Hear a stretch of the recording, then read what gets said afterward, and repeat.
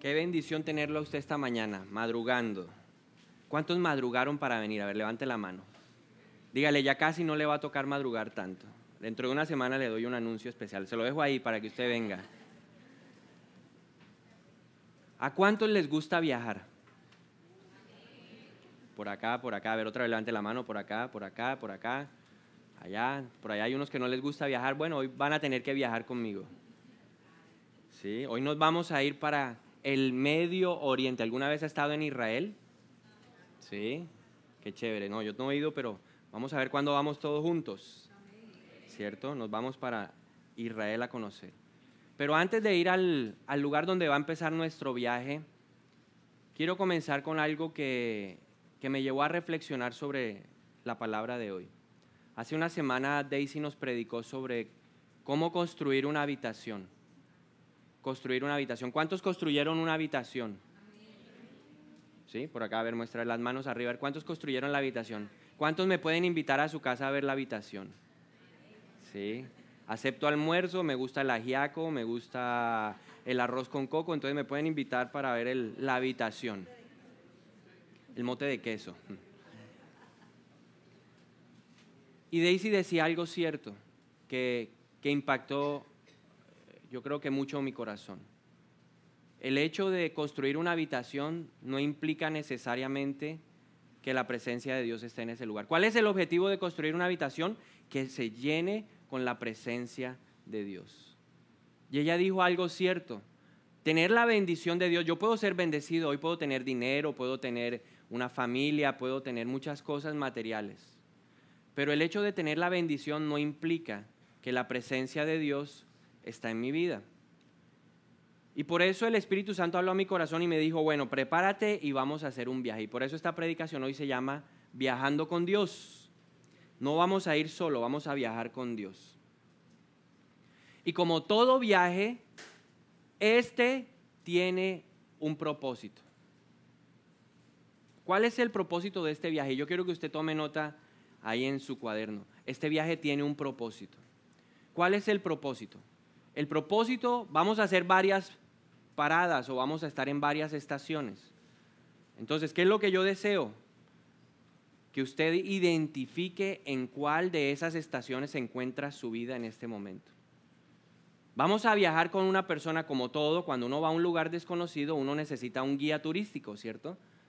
Y nosotros vamos a pedirle a un personaje bíblico que nos acompañe en este viaje para que a través de su vida nosotros podamos identificar las diferentes estaciones en las que Dios nos lleva a través de este viaje, este recorrido de la vida. ¿Ok? Entonces dígale al de al lado, el propósito es descubrir en qué estación estoy yo. ¿Alguna vez ha viajado en tren? Viajar en tren es espectacular. ¿Por qué? Porque usted va rápido, pero a la vez está viendo todo lo que lo rodea. El paisaje que está en la zona usted lo alcanza a ver y por eso a mí me encantó. Tuve la oportunidad de viajar varias veces en tren y fue una experiencia espectacular. Entonces hoy con su mente usted va a asumir que está viajando en tren. Usted va a empezar a ver todos los alrededores de los lugares que vamos a ir a visitando. Pero lo más importante, usted va a ir tomando decisiones para establecer en cuál de las estaciones que vamos a hablar hoy usted se va a quedar. Este viaje dura 2 semanas, ¿cómo le parece? Vacaciones de 10 días, 2 semanas. O sea, voy a estar predicando esta semana y la otra sobre los viajes con Dios. Entonces vamos a arrancar nuestro primer viaje hoy, nuestro primer recorrido. Antes de iniciar, permítame presentarle a nuestro personaje o a nuestro asesor de viaje, a nuestro guía turístico. Su nombre es Jacob. ¿Cuántos conocen de Jacob? ¿Algún dato que conozca de Jacob? Levante la mano y dígame, ¿quién conoce a Jacob? Uy, lo conocen como el engañador. ¿Qué más conoce de Jacob? Algo bueno que conozca de Jacob. Peleó la buena batalla. ¿Qué más conocen de Jacob? ¿Quién era Jacob? Vamos a hablar un poquito entonces de nuestro guía turístico para hacer el viaje más amigable, porque a veces uno va con personas que no conoce, entonces necesitamos saber detalles de nuestro guía. ¿Quién es Jacob? Vamos a dar algunos datos biográficos de este hombre. Jacob, su papá y su mamá se llamaban Isaac y Rebeca. Entonces nos vamos situando en los tiempos de Génesis. El papá de Isaac era Abraham. Entonces ya usted sabe un dato adicional de Jacob. Jacob era nieto ¿de quién? De Abraham. O sea, Jacob es parte de la promesa de Dios a Abraham. Otro dato interesante de nuestro guía turístico, Jacob era hermano mellizo. ¿Cómo se llamaba el hermano mello de nuestro amigo Jacob? Esaú. ¿Quién era mayor, Esaú o Jacob? Esaú, ¿cierto? Pero hubo algo interesante cuando la mamá los tenía en el vientre. Dice la palabra que cuando ella estaba embarazada, los dos gemelos empezaron ¿qué? A pelear dentro del vientre de la mamá, dentro de la barriga. Y hubo una revelación de Dios, vino la manifestación de Dios y hubo una palabra sobre ellos. ¿Qué dijo Dios en ese momento? El menor será servido por el mayor, o el mayor servirá al menor. ¿Qué es lo normal, o qué era lo normal o lo tradicional dentro de la familia judía? El mayor siempre era el que lideraba.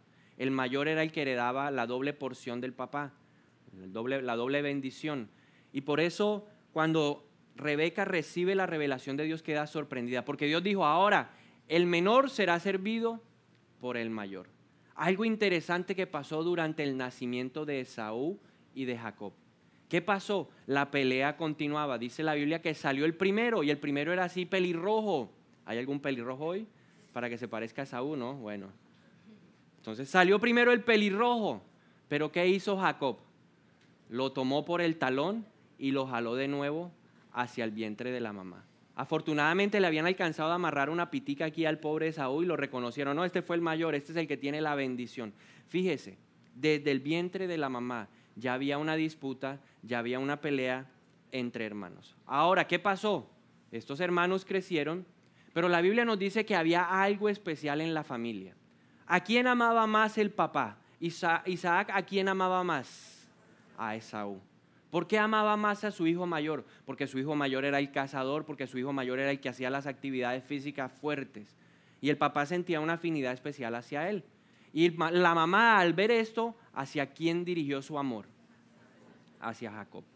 Ahora Jacob siempre creció con el deseo de tener la bendición de su hermano.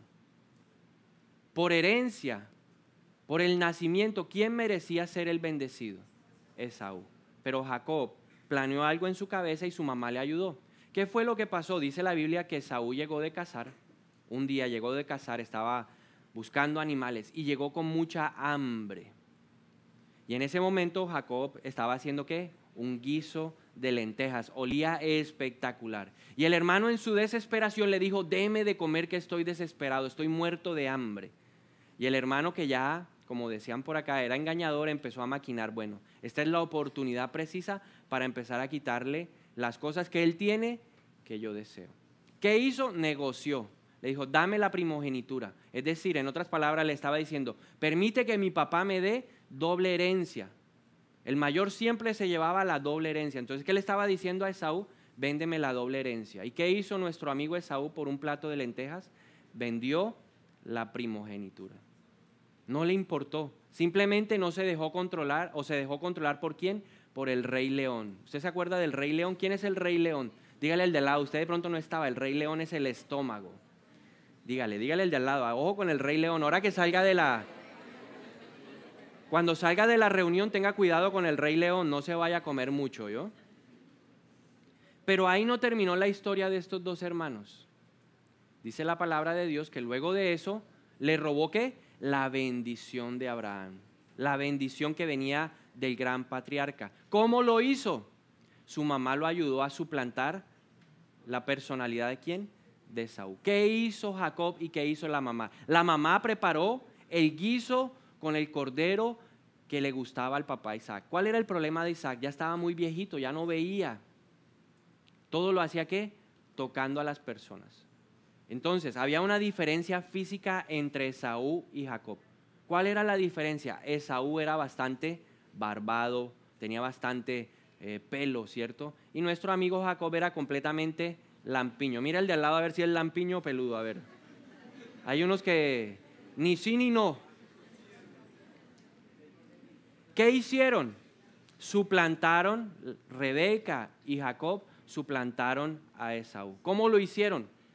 Jacob se puso en las manos pelo del animal, se puso por aquí el pelo del animal, hizo el guiso y le llevó el guiso al papá. El papá probó el guiso y sabía el guiso que le hacía a su hijo. Cuando lo tocó, aunque la voz era la de Jacob, al tocarlo él decía, tiene las manos de mi hijo Esaú. Y con ese truco, con esa artimaña, logró que el papá lo bendijera. Ahora, ¿qué pasó cuando Esaú nuevamente llegó al campamento con el cabrito y empezó a preparar el guiso y se lo llevó a su papá? Cuando llegó a donde el papá le dijo, ya no hay nada que hacer. Ya yo impartí mi bendición. Ahora, ¿qué dice la Biblia? ¿Cuál fue la reacción de Esaú? Dice la Biblia que dio un grito desesperado, un dolor profundo salió de él y se puso, ¿qué? A llorar. Pero inmediatamente algo invadió su corazón, que fue el deseo de venganza. Inmediatamente profirió unas palabras en donde se comprometía a asesinar a su propio hermano. O sea, él dijo, esta me las paga porque me las paga. Y su papá y su mamá alcanzaron a oír. Y ahí vamos a empezar nuestra historia, nuestro viaje. Ahí. Ya está contextualizado, ahora vamos a empezar. ¿Dónde sucedió todo esto? En la ciudad de Berseba. Vamos a pedirle a nuestros compañeros de producción a ver si nos ponen el mapita. Ya pusieron el mapa. Mire, aquí está, ¿listo? Usted viajó de Bogotá a Tel Aviv en business class, en clase ejecutiva. Dígale al del lado B, por primera vez viajo en clase ejecutiva. La mejor comida, la mejor dormida. Llegó usted a Tel Aviv, nos fuimos en carro hasta Berseba y ahí nos está esperando un tren. ¿Alcanza a ver la ciudad de Berseba allá abajo, al sur de Israel? ¿Sí lo alcanza a ver cerca del Mar Muerto? Bueno, allí sucedió todo lo que le acabo de narrar.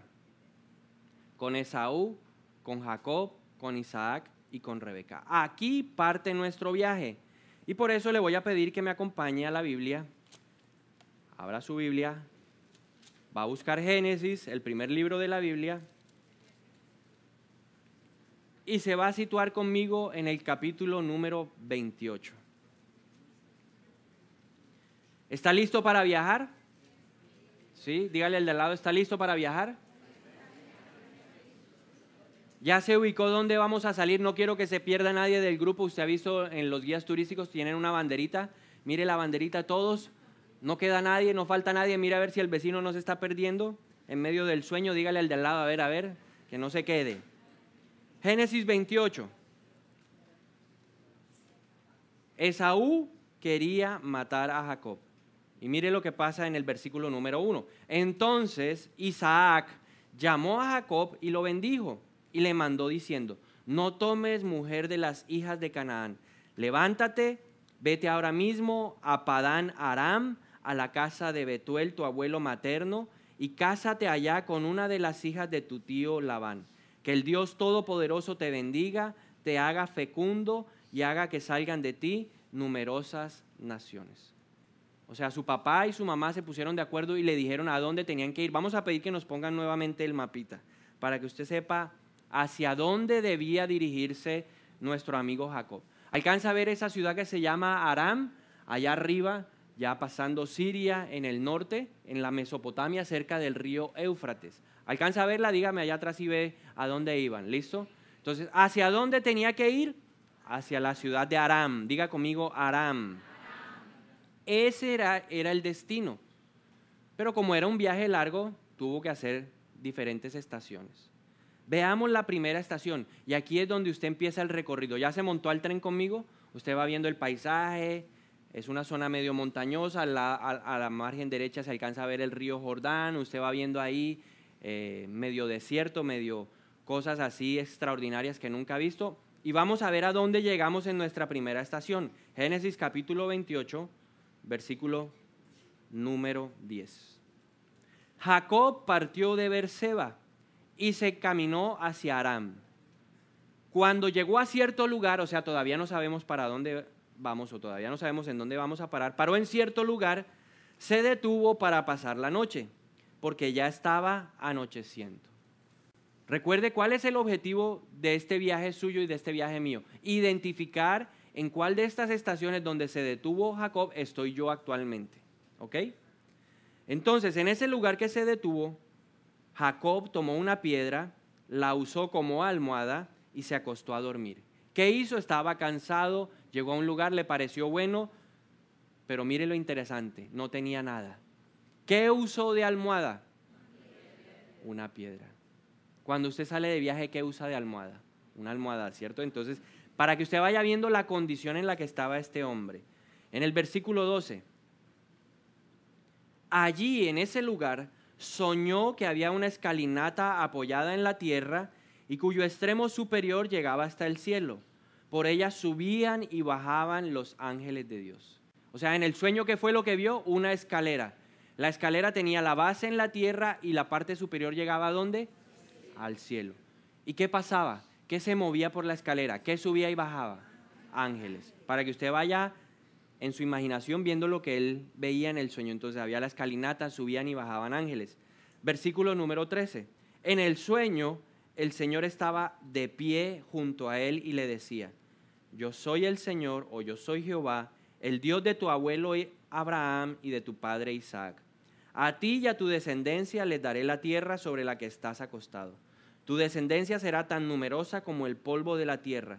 Te extenderás de norte a sur y de oriente a occidente, y todas las familias de la tierra serán bendecidas por medio de ti y de tu descendencia. Yo estoy contigo, te protegeré por donde quiera que vayas, y te traeré de vuelta a esta tierra. No te abandonaré hasta cumplir con todo lo que he prometido. Versículo 16. Al despertar Jacob de su sueño pensó: en realidad Jehová está en este lugar, y yo no me había dado cuenta. Y con mucho temor añadió: qué asombroso es este lugar. Es nada menos que la casa de Dios en la puerta del cielo. A la mañana siguiente Jacob se levantó temprano, tomó la piedra que había usado como almohada, la erigió como una estela y derramó aceite sobre ella. En aquel lugar, aquí le va a decir ya la palabra de Dios cuál es la primera estación para que usted la vaya anotando. En aquel lugar había una ciudad que se llamaba Luz, pero Jacob le cambió el nombre y le puso Betel. Primera estación, Betel. Aquí nos vamos a bajar para conocer un poco de lo que pasó en Betel. Y aquí usted va a poder decir: ya yo pasé por Betel, o voy a quedarme en Betel, o aspiro a quedarme en Betel. Primera estación, Betel. Dígale al de al lado: estamos en Betel. Por favor, el mapa. Póngame el mapa otra vez para que todos sepamos dónde está Betel. ¿Ya vio Betel? Mire todo lo que recorrimos en Génesis capítulo 28. Nos fuimos de Beerseba en el versículo 10 y ya en el versículo 19 estamos ¿en dónde? En Betel. Entonces dígale al de al lado: piense bien a ver si se quiere bajar en esta estación. Nos vamos a bajar en esta estación. Yo le puse el nombre a esta estación de Betel, la estación de la redención. O sea, un nombre paralelo a Betel, la estación de la redención. ¿Por qué redención? Porque ahí Jacob empezó una verdadera relación con Dios. Su vida fue transformada. Y redimir significa que alguien es comprado de la esclavitud. Alguien paga un precio por un esclavo y lo libera. Y para mí Betel es la estación donde Dios nos libera de la esclavitud. Aquí comienza, en primer lugar, una relación con Dios.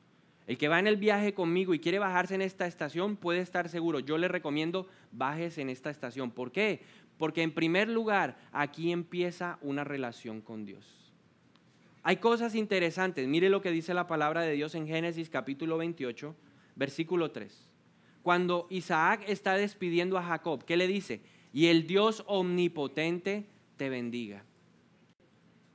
Isaac estaba diciéndole a Jacob que lo estaba bendiciendo el Dios que Isaac conocía. Pero en ese momento, cuando Dios se manifiesta en Génesis 28, 13, le dice: yo soy el Dios de tu abuelo Abraham y soy el Dios de tu padre Isaac. Pero no le dice: yo soy tu Dios. Aquí en esta estación es cuando empieza la relación con Dios. ¿Y eso en qué se asemeja a mi vida? Que muchas veces yo conozco a Dios. ¿Cuántos han oído de Dios antes de estar en una relación con Él? Muchos. Yo conocía de Dios, yo oía de Dios y hablaban de Dios por aquí, hablaban de Dios por allá. Pero en realidad existe una relación personal con Dios. Yo puedo llamar a Dios el Dios omnipotente. Isaac lo llamó el Dios omnipotente. ¿Por qué? Porque el Shaddai se manifestó en su vida y le dio algo que él necesitaba en su momento. Jacob conocía a Dios de oídas, como dijo Job en el capítulo 42, ahora me doy cuenta que de oídas te conocía, pero mi corazón estaba lejos de ti. Y eso pasa en nuestra vida. Ah, sí, Dios allá, sí, Dios hace esto, Dios, ah, sí, Él me ha hablado de Dios, sí, el Dios, sí, Dios es de milagros, Dios es de provisión, Dios es de sanidad, pero en realidad Dios se ha manifestado de esa forma en su vida. Y aquí en esta estación, Dios le dice, mira, yo soy el Dios de Abraham, yo soy el Dios de Isaac. En otras palabras, Dios a través del sueño hizo una presentación formal con Jacob. Empezó una presentación. ¿Qué le estaba diciendo en otras palabras? Yo soy el Dios que suple todas tus necesidades. Abraham me conoció como Jehová Jireh. Cuando Abraham tuvo ese encuentro con Dios, que iba con su hijo a sacrificarlo, cuando Isaac le preguntó, papá, ¿y dónde está el sacrificio? ¿Dónde está el cordero? ¿Qué le dijo Abraham a Isaac? Le dijo, no te preocupes, Jehová Jireh proveerá. Abraham tenía una relación y le dijo, hay un Dios proveedor. Y mire, Isaac le dice a su hijo, hay un Dios omnipotente. En otras palabras, yo tengo relación con Dios, el Shaddai. Y Dios utilizó la condición, la situación, la circunstancia particular de este hombre para empezar a manifestarse de una forma. Mire lo interesante. ¿Cuántos de nosotros hemos llegado a conocer de Dios producto de una necesidad? ¿Por qué está sentado usted hoy acá? El 95%, esa es mi estadística, de las personas que llegan a una iglesia es porque tienen un problema, es porque tienen una necesidad, es porque tienen una situación que necesitan urgentemente que Dios se la resuelva. Nos parecemos a Jacob en esta primera estación. Jacob tenía necesidades. ¿Qué necesidades tenía Jacob en este momento? ¿Cómo estaba su corazón? ¿Cuál era la condición de su vida? Estaba angustiado. ¿Usted qué sentiría si alguien lo quiere matar? Miedo, temor, angustia. Este hombre era un hombre pudiente, su papá era un hombre rico, su papá era un hombre millonario, o sea, vivía en la comodidad. Pero ¿cómo fue la primera noche que durmió fuera de su casa? No tenía cama, no tenía almohada, seguramente habían pocas provisiones. ¿Había qué? Necesidad física. Y eso nos pasa a nosotros. Llegamos a la iglesia por una necesidad física, alguien está enfermo. Tenemos una necesidad familiar, hay problemas en nuestra casa, que nos separamos, nuestros hijos están en rebeldía.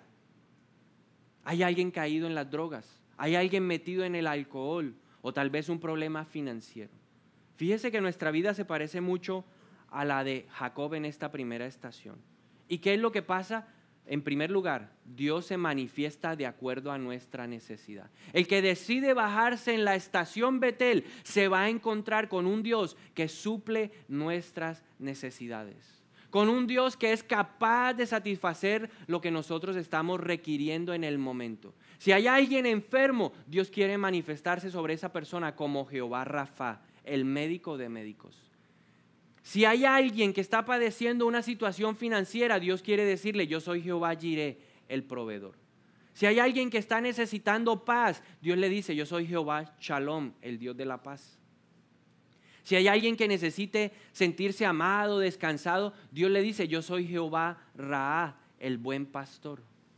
Si hay alguien que necesite protección, Dios le dice, yo soy la torre fuerte. Torre fuerte es el nombre del Señor. Y a Él corren los justos y no les pasará absolutamente nada. ¿Sí ve? En esta estación usted va a poder encontrarse con un Dios de necesidades particulares. Y qué bonito, la revelación que Dios le hizo a Jacob fue decirle, ¿sabes? Yo soy un Dios particular. Yo soy un Dios personal.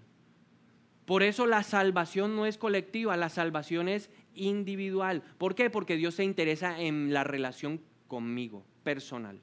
Dígale al de al lado, es personal.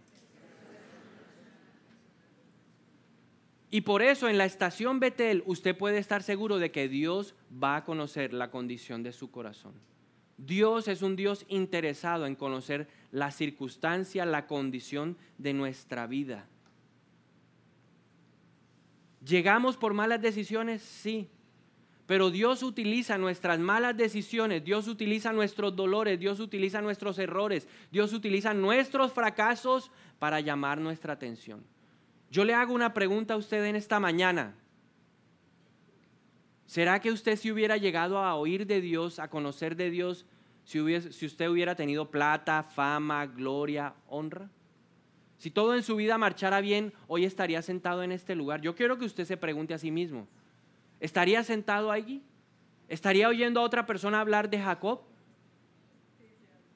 El 5% tal vez sí, pero le aseguro que el 95% de nosotros estaría en otro lugar, disfrutando del dinero, tal vez en un yate en el Mediterráneo, pasando vacaciones, conociéndole el bebé a Shakira y a Piqué.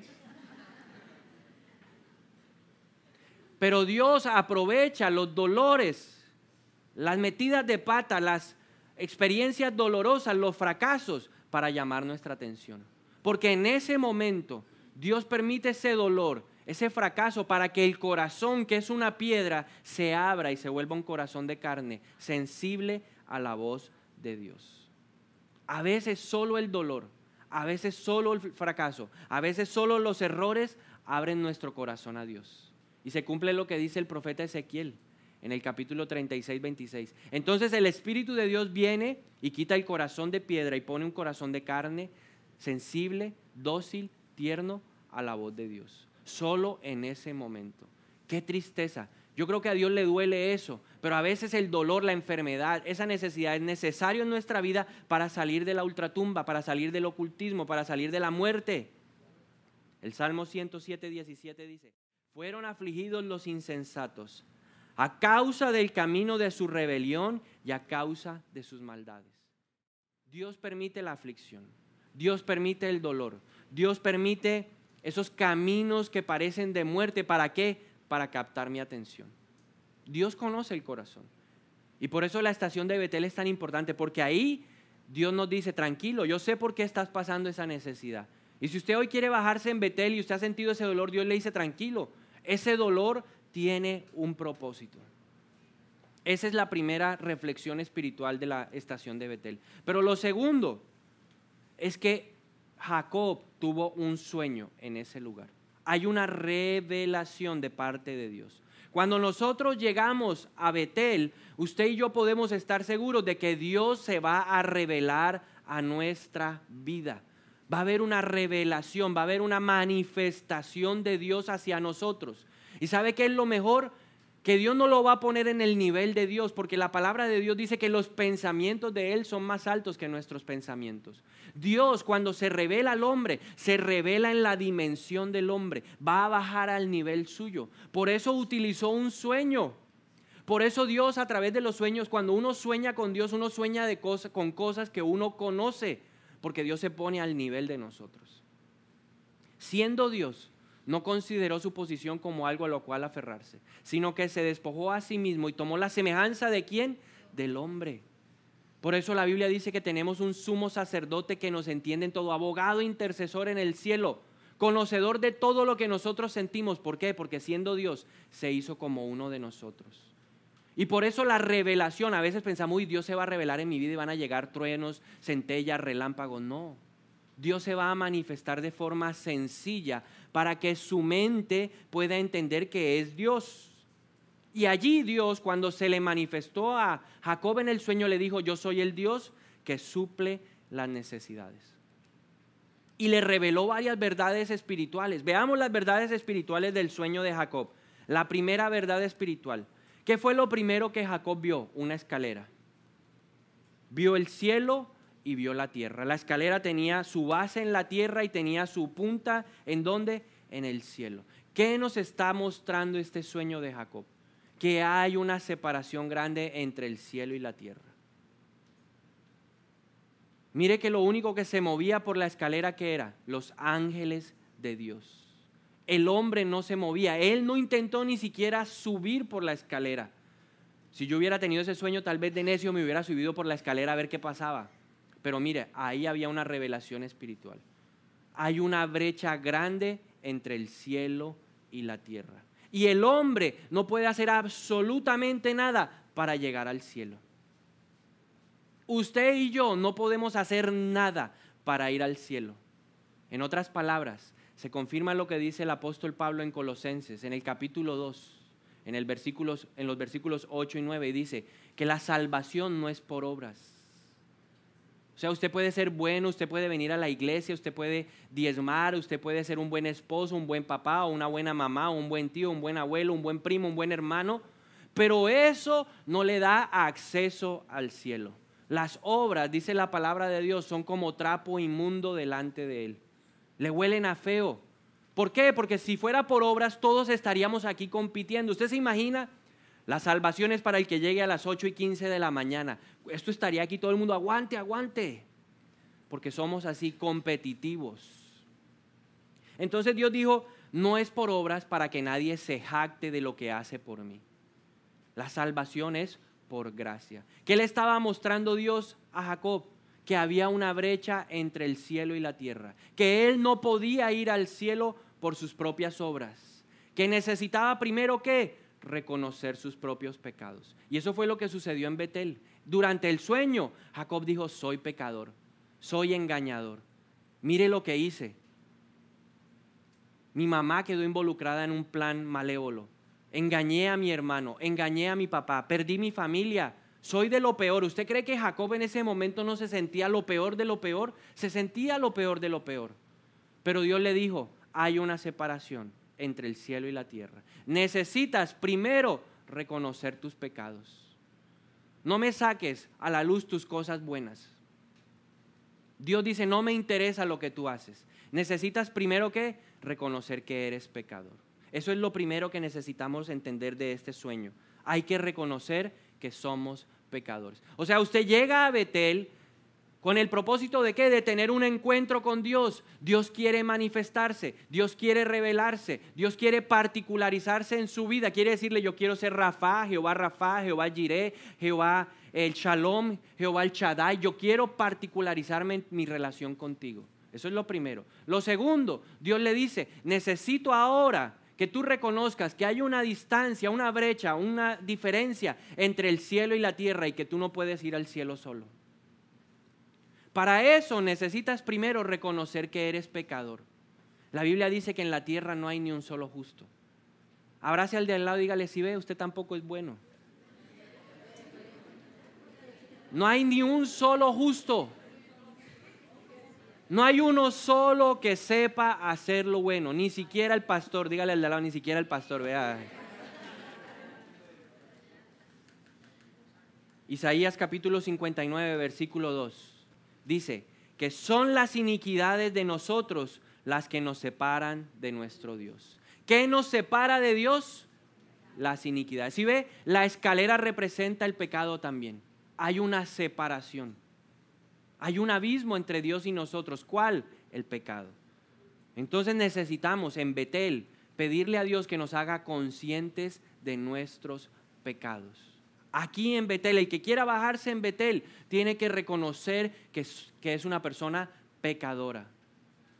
Necesitamos, Dios quiere tener relación, quiere particularizarse, personalizarse conmigo, pero yo debo reconocer que soy pecador. Ahora, lo segundo que representa la escalera es que sí hay un camino para ir al cielo. Mire, había una distancia, una brecha, pero había una escalera. ¿Qué representa la escalera? El camino para ir al cielo. Juan capítulo 14, versículo 6 dice, yo soy el camino, yo soy la verdad y yo soy la vida.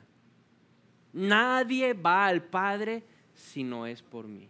Si usted quiere ir al cielo, si usted quiere pasar la eternidad con Dios, solo puede usar un solo camino. Hay una sola escalera. Él no soñó con 10 escaleras, una sola. Esa escalera se llama Jesucristo. Esa escalera se llama justificación por medio de la fe. Se necesita creer en Jesús como el Hijo de Dios, como el hombre que murió por mis pecados, pero que Dios lo resucitó de entre los muertos. Esa es la escalera. En Betel yo tomo la decisión de ¿qué? De seguir a Jesús y decir, Él es mi Señor, Él es mi Salvador personal. ¿Y qué pasa en ese momento? La escalera se habilita.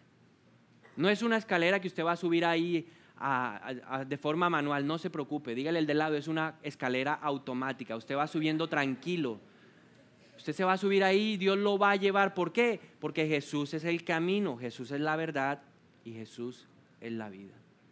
Entonces en Betel vamos a empezar relación con Dios. En Betel vamos a reconocer que somos pecadores, pero en Betel también vamos a empezar a caminar hacia el cielo a través de ¿qué? De Jesús, reconociendo que Jesús es nuestro Salvador personal.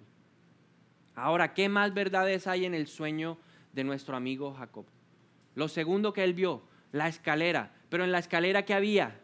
Ángeles.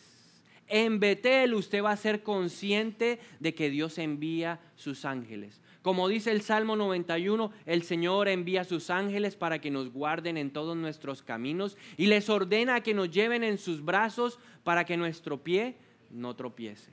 Allí usted va a ser consciente de que hay ángeles. Y los ángeles son seres celestiales superiores al hombre, pero puestos al servicio del hombre por parte de Dios.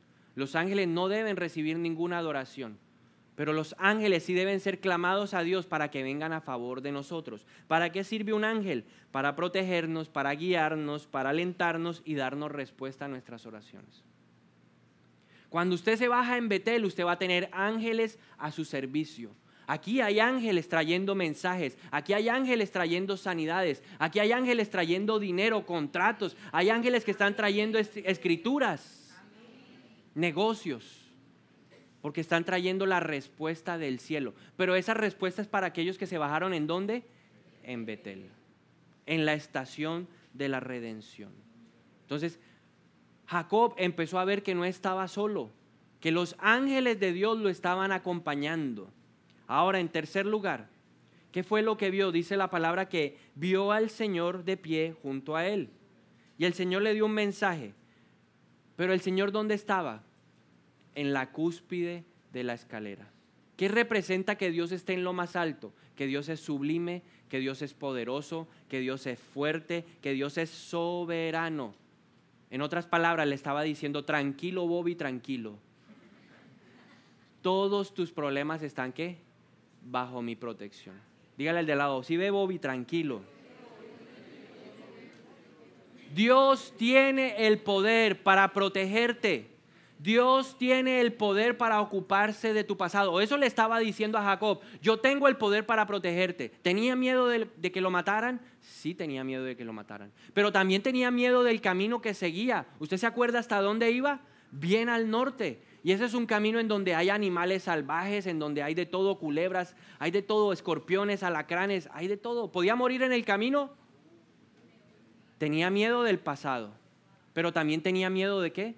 Del futuro. Y Dios, cuando se manifiesta en la escalera, en el tope de la escalera, le está diciendo, tranquilo, yo te protejo, no temas por el que viene a hacerte daño. Y por eso el Señor nos regala el Salmo 91 y nos dice, no morirás con el lazo del cazador, ni la peste destructora llegará a tu casa, ¿cierto? Caerán 1000 a tu lado y 10,000 a tu derecha, mas a ti esa plaga no te llegará. ¿Por qué? Porque es el Dios de la protección. Pero también Dios es el Dios de la sanidad. Y le dijo, tranquilo, yo estoy aquí para ocuparme de tu pasado y sanarlo. Dios está interesado en sanar su pasado. El pasado no puede ser un peso, una piedra que usted carga toda la vida. El pasado es el pasado. Dios quiere sanar el pasado para que yo me enfoque en el presente pensando en el futuro. Porque Dios es un Dios de futuros. El pasado Él ya dice, por eso tus pecados están tan lejos como el oriente del occidente. Tus transgresiones las dejo ¿qué? En lo profundo del mar. Dios está interesado en sanar el pasado. Con tus fracasos, con tus errores. Y es que usted no sabe lo que yo he hecho en el pasado, no me importa. Porque Dios se interesa en el presente. Sana lo viejo, prepara para lo nuevo, pensando en el futuro. ¿Sabe usted que Dios tiene una fotografía suya ya en el cielo? Él tiene un plan en el cielo y dice, esto es a lo que yo quiero que llegue Él. Y trabaja para que usted llegue a hacer eso. No le importa si usted fue borracho, no le importa si usted fue adúltero, no le importa si usted estuvo en la droga, no le importa si usted despilfarró la fortuna, no le importa. Porque para Dios el pasado sí perdona. El pasado se olvida. Y eso era lo que Dios le estaba diciendo a Jacob, el pasado yo lo sano. Y me ocupo de un futuro incierto. ¿Cuántas veces en su vida no ha podido dormir pensando en el futuro? ¿Cuántas noches ha pasado de insomnio pensando en el futuro? Por eso el Señor nos dijo en Mateo 6, no te preocupes por el mañana. Tranquilo, tranquilo. Preocúpate por el hoy, vive el hoy, disfruta el hoy. ¿Cierto? Eso dice el Señor, no te preocupes por lo que habrás de comer, por lo que habrás de vestir. Más bien preocúpate por qué. ¿Qué es lo que el Señor le dice? Ocúpate hoy de buscar el reino de Dios y su justicia y lo demás será añadido. El futuro está en las manos de Dios. No se preocupe, que las misericordias de Dios son nuevas cada mañana. ¿Cuántos tuvieron un día espectacular ayer? Bueno, yo le digo hoy que este día va a ser el doble de espectacular, porque las misericordias de Dios son nuevas cada mañana. Con Dios todos los días son mejores. ¿Hay problemas? Sí, pero yo tengo a uno que me protege, tengo a uno que me ayuda, tengo a uno que me sana, tengo a uno que me guía, a uno que se ocupa de mi futuro. Dígale al de lado, Él se ocupa de mi futuro. Y eso es lo que Dios le estaba diciendo en la cima de la escalera a Jacob. Pero también le dijo, y miren el versículo 14, 13 y 14 le dice: a ti y a tu descendencia le daré la tierra sobre la que estás acostado. Tu descendencia será numerosa como el polvo de la tierra. Te extenderás de norte a sur y de oriente a occidente, y todas las familias de la tierra serán bendecidas por medio de ti y de tu descendencia. Yo estoy contigo. Te protegeré por donde quiera que vayas y te traeré de vuelta a esta tierra. No te abandonaré hasta que haya cumplido contigo todo lo que te he prometido. Cuando usted se baja en Betel, Dios le dice: yo me revelo a ti, pide perdón por tus pecados, busca la escalera que te lleva al cielo, que es Jesús. Luego le dice: hay ángeles, yo soy el Dios que te protege, el que te cuida, el que te guarda, el que te sana. Pero finalmente, ¿sabe qué pasa en Betel? Dios nos bendice, Dios nos prospera y nos dice: hay promesas para ti. ¿Qué dijo Dios? ¿Qué le dijo a Jacob? Y las naciones de la tierra serán bendecidas a causa tuya. La bendición de Abraham, la bendición de Isaac y la bendición de Jacob hoy son bendición para mi vida. Lo mismo que Dios le prometió a él, me lo promete a mí. ¿Qué le dijo Dios? Te daré la tierra. ¿Qué le dijo Dios? Te daré una descendencia. ¿Qué le dijo Dios? Estaré contigo, te protegeré y nunca te abandonaré. Ahora veámoslo desde el punto de vista de nosotros. ¿Qué es lo primero que nos promete Dios? Estar con nosotros. Eso implica relación personal con Dios. Mateo capítulo 28 versículo 20 dice: y les aseguro que estaré con ustedes siempre hasta el fin del mundo. ¿Hasta cuándo va a estar Dios con nosotros? O sea, si el 21 de diciembre del 2012 se acaba el mundo, ¿qué pasa con usted? Dios va a estar con usted.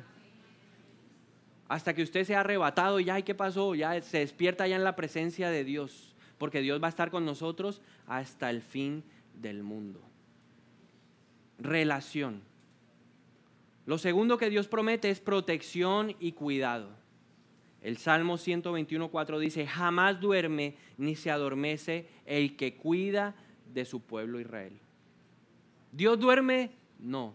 ¿Dios se adormece? Ay, ¿qué pasó? En un segundo pestañeé, ¿y qué le pasó? Ay, se partió una pierna. Ay, fue que pestañeé, qué pena. No. El que lo cuida no duerme ni se adormece. No se duerme. Mientras usted duerme, Dios lo está vigilando. Por eso la Biblia dice que el Señor recorre con su mirada la faz de la tierra, de norte a sur, de este a oeste, y está presto a ayudar a quienes le son fieles. Se le vino una moto encima, Dios le da la habilidad para esquivarla. Se le vino un carro encima, usted parece centella en esa moto. ¿Por qué? Porque el Señor lo está cuidando, porque Dios lo está protegiendo. Pero también Dios promete liderar nuestra vida. ¿Cuántas veces usted ha dicho o ha pasado noches enteras? ¿Qué hago? ¿Lo hago o no lo hago? ¿Firmo o no firmo? ¿Vendo o no vendo? ¿Qué hago? ¿Será que me asocio o no me asocio? ¿Le ha pasado alguna vez para tomar una decisión?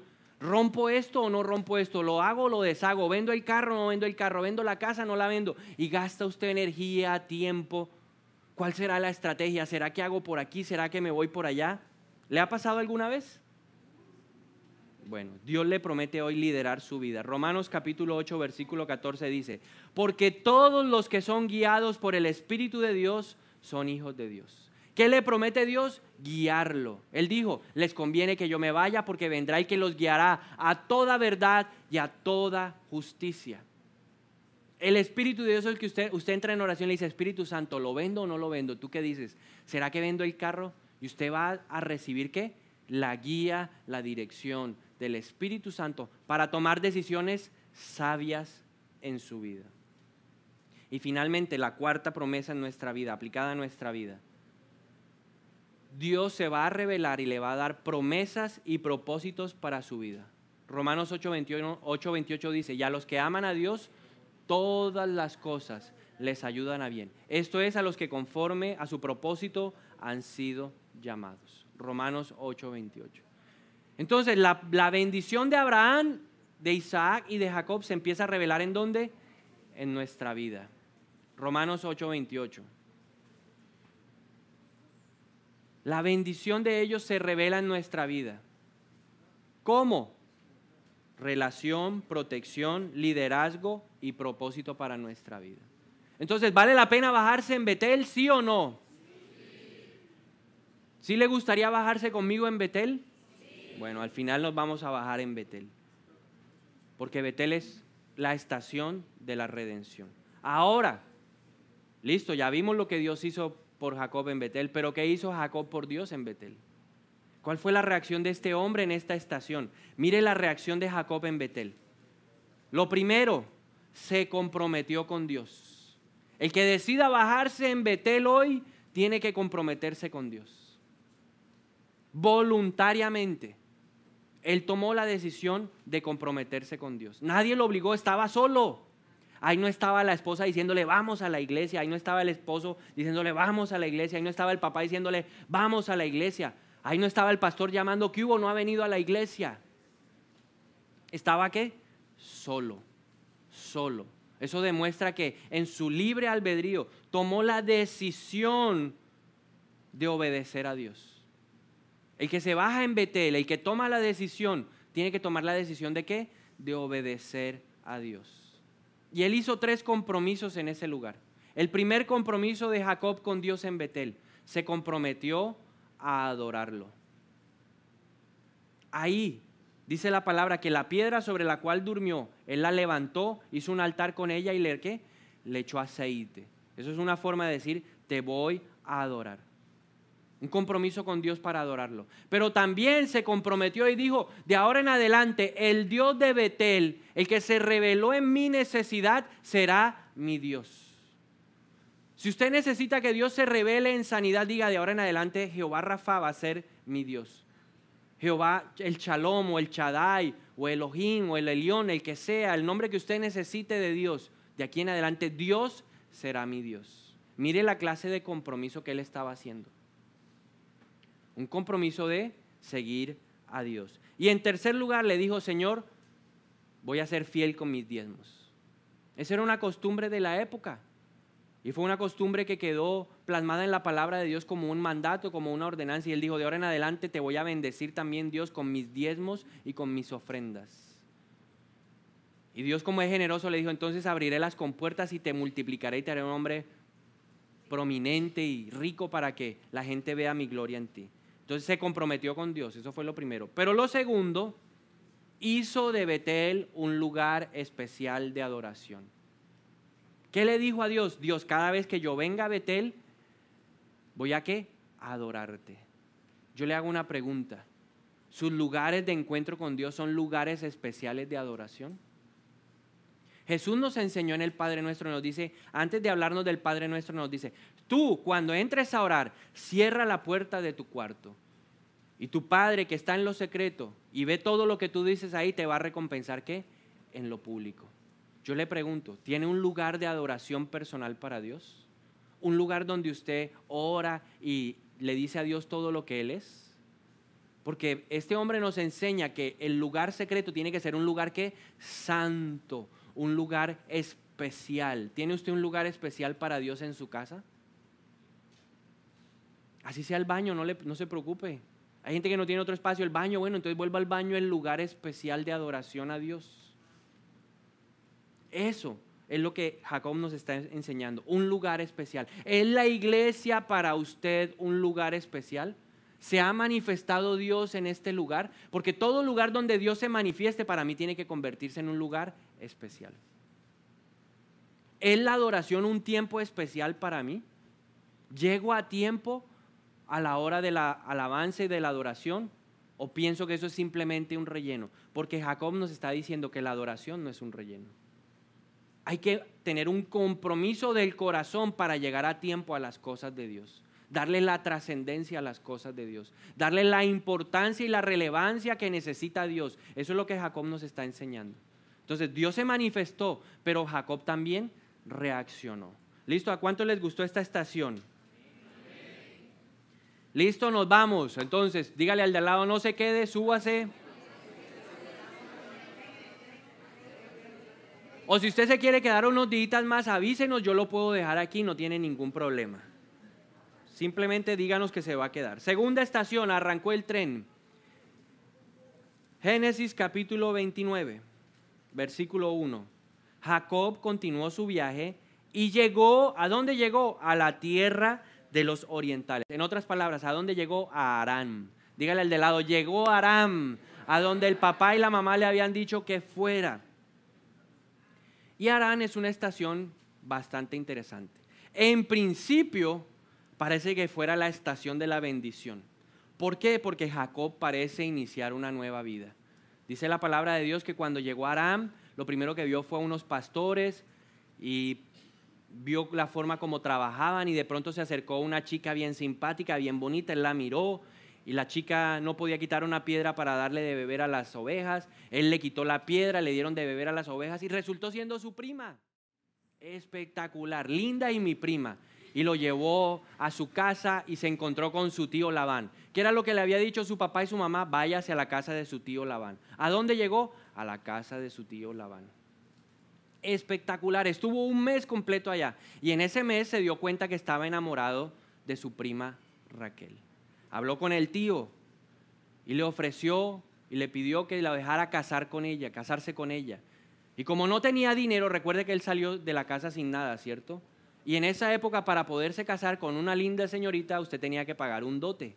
Tenía que pagar una cuota al papá para comprar esa oportunidad de casarse con esa hermosa chica. Pero él no tenía dinero. ¿Cuál fue el trato que hizo con su tío suegro? Le dijo, voy a trabajar 7 años gratis para ti. Y usted sabe qué dijo Labán, 7 años sin prestaciones, sin primas y cesantías. No, este sale barato, echamos a uno y cogemos a este gratis. 7 años le ofreció trabajar por el amor de Raquel y el tío aceptó. Y dice la palabra de Dios que para él esos 7 años fueron como minutos, porque todo lo hacía ¿qué? Por el amor de ella. Entonces hasta ahí parece una estación espectacular, ¿sí o no? Estaba buscando el nuevo amor, estaba empezando una nueva vida. Ya su hermano como que se le había pasado la piedra y ya no lo estaba buscando para matar. Y si lo estaba buscando, pues ya era difícil porque estaba en la casa del tío Labán. Pero aquí empieza algo en la vida de Jacob. Ojo con la estación de Harán, que eso nos pasa en nuestra vida. Vienen tiempos que parecen espectaculares. La bendición de Dios está conmigo, me voy a casar, estoy saliendo como el ave fénix de las cenizas, estoy resurgiendo. Pero ¿qué pasó al cabo de los 7 años? Llegó el momento del matrimonio.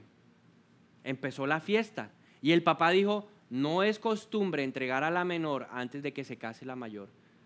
Y cuando terminó la fiesta, adivine con quién terminó teniendo una relación sexual nuestro amigo Jacob, con la hermana mayor, con Lea. Y uno se pregunta, ¿pero cómo? ¿Cómo así que le cambiaron y no se dio cuenta? En esa época, en el momento de tener una relación sexual, las mujeres tenían completamente cubierto su rostro. O sea, el hombre no sabía con quién estaba. Cuando se levantó, dice la palabra, y ya pudo discernir porque se había tomado sus vinitos y ya pudo entender con quién había estado, ¿sé qué? Se molestó. O sea, fíjese, estaba buscando la bendición, pero la bendición empezó ¿qué? A alterarse, a dañarse. Y fue a hablar con su suegro Labán. Y él le dijo a Labán, ¿por qué me hizo esto? ¿Por qué terminé con la que no era? Y él le dijo, aquí en esta tierra lo que se acostumbra es que la mayor se case primero que la menor. Listo, termine su matrimonio, 7 días más. Y luego de eso, si usted trabaja conmigo otros 7 años gratis, yo le doy a mi hija Raquel. ¿Cómo le parece la bendición? Ya aquí empieza la vida ¿qué? A complicarse. Harán es una estación en donde la vida se empieza a complicar. Harán es donde yo veo la bendición de Dios, pero hay algo que falta en mi relación con Dios. ¿Qué le pasó a Jacob? Fue engañado. ¿Qué hizo Jacob antes de llegar a la casa de su tío Labán? Engañó a otros.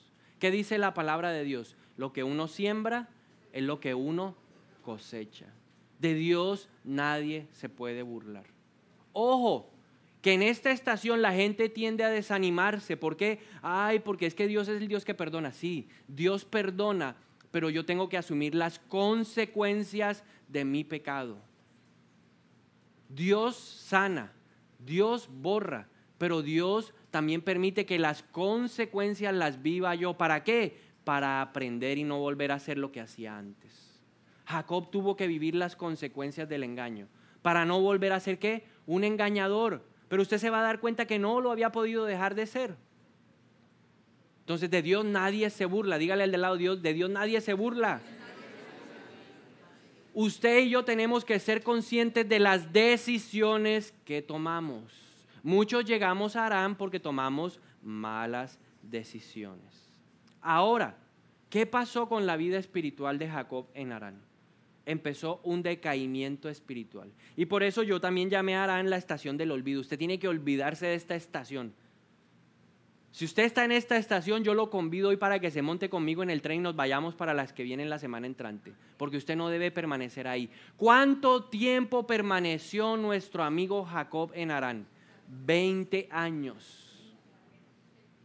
20 años en una etapa de debilidad espiritual. Parecía estar con Dios. Parecía ahí hablar de Dios, pero ¿será que Dios sí estaba con él? Dios no estaba con él por las siguientes razones. Vea por qué la vida espiritual de Jacob estaba en decaimiento. Lo primero, Jacob en Harán aceptó el pecado en su vida. ¿Qué le dijo Dios en Betel? Reconoce tus pecados, arrepiéntete y déjalos. ¿Se acuerda la escalera? Conciencia de pecado.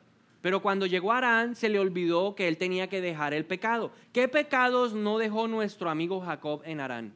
El primer pecado, la poligamia. ¿Cuál era la intención de él? Casarse con Raquel. ¿Qué pasó? Terminó casado con Lea. Y no hizo nada.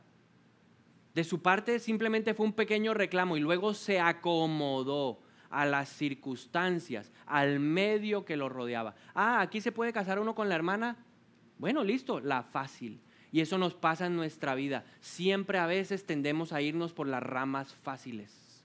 Lo más fácil, aunque eso implique pecado. Aunque eso implique romper la relación con Dios. Porque si hay una barrera que me impide tener relación con Dios, es el pecado. Y él lo toleró. Fuera de eso, no contento de tener a las dos hermanas, cada una de ellas tenía una nodriza. Y terminó teniendo relaciones sexuales con las nodrizas. Y cada una de esas nodrizas le dieron 2 hijos. O sea, terminó con 4 mujeres. Se le olvidó lo que Dios había dicho en Génesis capítulo 2, versículo 18. Y entonces el hombre dejará a su padre y a su madre y se unirá a la mujer y los dos serán un solo cuerpo y un solo espíritu. Se le olvidó que el estándar de Dios es una sola mujer. Hay gente que conoce a Dios, se arrepiente de su pecado, pero al poco tiempo se le olvida que Dios es un Dios de santidad y empieza a vivir nuevamente ¿qué? En pecado. Pero una canita al aire no tiene nada. No, ojo, que ahí se daña la relación con Dios. Pero también aceptó la idolatría. Era cierto, el lugar a donde él fue, donde vivía su tío, donde vivía su familia, era un lugar idólatra. Adoraban a muchos dioses. Y yo le reconozco a Jacob que le compartió a esta gente de Dios. Cuando Lea tenía un hijo que decía, el Señor ha visto mi aflicción. Luego cuando tuvo el otro hijo, el Señor ha visto que soy una mujer no amada. ¿Conocía de Dios? Sí. ¿Y quién les compartió de Dios? Jacob. Hasta el suegro un día le dijo, oiga, yo reconozco que por adivinación y todo, pero reconozco que tu Dios me ha bendecido a mí por causa tuya. ¿Le habló a ellos de Dios? Sí. Y fíjese lo peligrosa de esta estación. Podemos estar hablando de Dios, comparto de Dios, voy a la iglesia, levanto las manos, adoración, alabanza, pero hay pecado en mi vida. Acepto, tolero el pecado. Génesis 31, 19 dice, mientras Labán estaba ausente esquilando sus ovejas, Raquel aprovechó el momento para robarse los ídolos familiares. ¿Por qué Raquel se robó los ídolos? Porque el que tenía los ídolos era el que iba a heredar la herencia, el que iba a recibir la herencia. Y ella dijo, aquí aseguro la plática de mi papá para que se la dé a mi marido. Y eso es lo que pasa muchas veces. Estamos en Harán y no confrontamos el pecado de nuestra familia. No confrontamos el pecado de nuestras amistades. ¿Por qué? Porque nos acomodamos a las circunstancias. ¿Qué más pasó en Harán? En Harán, Jacob vivió una vida de debilidad espiritual porque su casa era una casa llena de tensión. ¿Usted se imagina la pelea entre las dos mujeres? La primera no se sentía amada. La segunda se sentía amada, pero no podía tener un hijo. Tenía un hijo y siempre demostraba la angustia. Ay, el Señor ha escuchado mi dolor. El Señor ha visto mi gemir. El Señor ha visto que no soy amada. Y la otra un día, en su desespero, cogió a Jacob y le dijo, dame un hijo, porque la otra te está dando hijos y yo no. Y él le dijo, ¿acaso soy yo Dios para darte un hijo? Aceptó toda esa clase de división y de tensión en su casa. ¿Y sabe a qué nos llama Dios? Dios es un Dios de orden y de paz. Lo primero que dice Dios es a nosotros es pon tu vida en orden, para que luego pongas en orden tu casa. Ese es el orden de Dios. Hay mucha gente que viene a la iglesia y cuando uno trata de mirar su casa es un despelote. Su casa está llena de tensión. ¿Y sabe qué dice la palabra de Dios en 1 de Timoteo capítulo 3 versículos 4 y 5? El obispo, el ministro, el pastor, el líder, el diácono debe gobernar bien su casa y hacer que sus hijos le obedezcan con el debido respeto. Porque el que no sabe gobernar su propia familia, ¿cómo podrá cuidar la iglesia de Dios? ¿Cuál es el orden de Dios? Mi vida en orden. Luego mi casa. Pregúntese, ¿cómo está su casa? Cuando su casa esté en orden, ahí sí piense en venir a participar en el servicio de la iglesia, a liderar en la iglesia. Antes no, porque si no va a caer en la tensión de este hombre. ¿Y su vida qué? Se irá debilitando espiritualmente. ¿Será que usted tiene un lugar secreto en la casa en donde se dan palo los hijos, en donde se dan palo usted con la mujer? ¿Será que Dios está en ese lugar? La presencia de Dios no está en ese lugar. Lo tercero que demuestra que Jacob vivió una vida de decaimiento espiritual en Harán es que su carácter no había sido transformado. No cambió.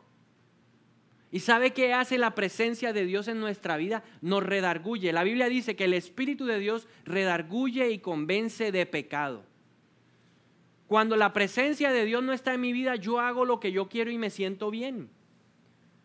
¿Cuál era el Jacob que salió de Berseba? ¿Jacob qué? Engañador.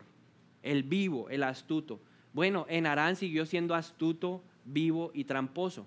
Mire lo primero, Génesis capítulo 30, versículo 42. Dice, pero cuando llegaban los animales más débiles, no colocaba las ramas. Así los animales débiles eran para Labán y los robustos eran para Jacob. ¿Qué animales se llevaba él? Los más robustos. ¿Por qué? Porque Dios le había dado una visión, Dios le había dado un sueño. Y Dios le dijo, tú vas a levantar tu propia cría de ganado. Y le dio una estrategia. Pero Dios nunca le dijo, tumbe al otro, tumbe al de al lado. Y cogía siempre lo mejor para él y hacía que se aparearan las más fuertes y las más débiles se las dejaba ¿a quién? A su suegro Labán. ¿Será que eso es de una persona honesta? ¿Será que eso es de Dios? Eso no es de Dios. Transformamos lo de Dios, lo torcemos, lo acomodamos a nuestra conveniencia para salir beneficiados nosotros mismos. Eso demuestra que la presencia de Dios no estaba con él. Y finalmente Génesis 31, 20 y 21. Fue así como Jacob engañó a Labán el arameo y huyó sin decirle nada. ¿Se parece o no se parece a la historia de antes? Engañó y huyó. Engañó a su hermano y huyó de Berseba. Ahora engañó a su suegro y huyó ¿de dónde? De Harán. Se escapó con todo lo que tenía. Una vez cruzó el río Éufrates, se encaminó hacia la región montañosa de Galat. ¿Y sabe qué es lo interesante? Que nos excusamos o nos escudamos en la palabra de Dios. Porque aquí en este momento Dios se le había revelado y le dijo, ahora vete y regresa a tu casa y a tu tierra. Y para justificar nuestro pecado decimos, pero Dios me lo dijo.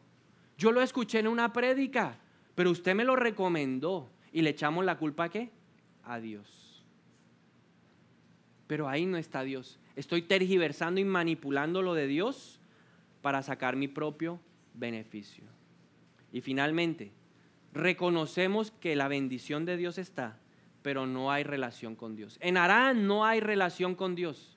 Dios lo bendijo, Dios le multiplicó y él mismo dice, mire, yo no tenía nada, pero ahora vea, tengo 2 campamentos, tengo vacas, tengo mujeres, tengo hijos. ¿Hay bendición? Sí. Le pasa lo mismo que el pueblo de Israel cuando estaban saliendo allá en el desierto. Que Moisés se metió y le dijo, no, Señor, Dios le dijo, no voy más con ustedes, mi ángel los acompañará y tendrán bendición. Hay gente que piensa que Dios está con ellos porque son bendecidos. Es que me está yendo bien en los negocios. No, en mi familia todo anda bien, todo es bien de salud. Con mi mujer estoy pasando el mejor momento de mi matrimonio. Pero ¿sabe qué? Son mentiras que nos hemos creado porque la bendición está, pero la relación con Dios no está. Y por eso Moisés se afanó tanto y le dijo, Señor, si tu presencia no va conmigo o con nosotros, no iremos a ninguna parte. ¿Qué es más importante, la bendición o la presencia de Dios? La presencia de Dios. Génesis 30:27. Pero Labán le contestó, por favor quédate, he sabido por adivinación que gracias a ti el Señor me ha bendecido. Hay reconocimiento de la bendición, pero Dios no está. Ahora, ¿qué es lo que podemos rescatar de Harán?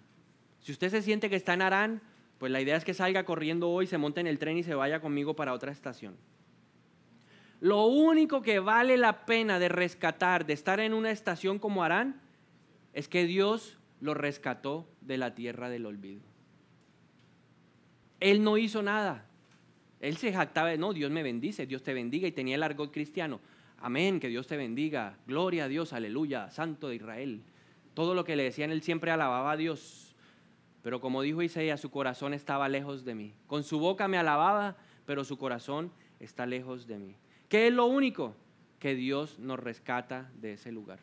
Si usted está en Harán hoy, Dios lo quiere rescatar. Génesis 31:3 dice, entonces el Señor le dijo a Jacob, vuélvete a la tierra de tus padres, donde están tus parientes, que yo estaré contigo. ¿Quién va a estar con usted en el regreso de Harán?